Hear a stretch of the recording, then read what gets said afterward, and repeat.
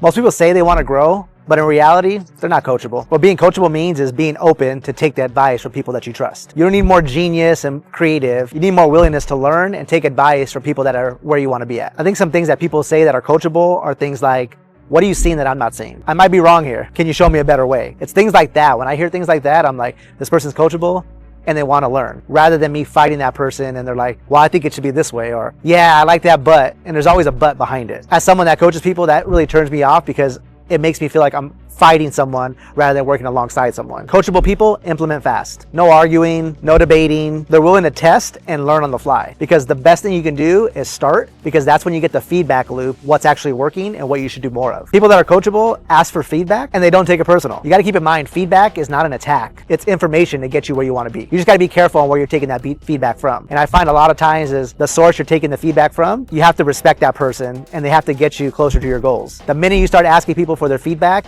and they're not the person that you want to be, or they're not where you want to be at, you immediately start getting defensive, and all of a sudden it becomes a debate or a battle on the thing you want to learn more about, or the thing you want feedback on. So my advice to you is make sure you pay attention to who you're taking the feedback from, and when you're asking for feedback, make sure that person is at a level above you or where you want to be at, so you can actually take what they're teaching and implement it rather than fight them and cause a debate. And remember, if you get defensive every time someone helps you, you're not coachable. You need to work on that.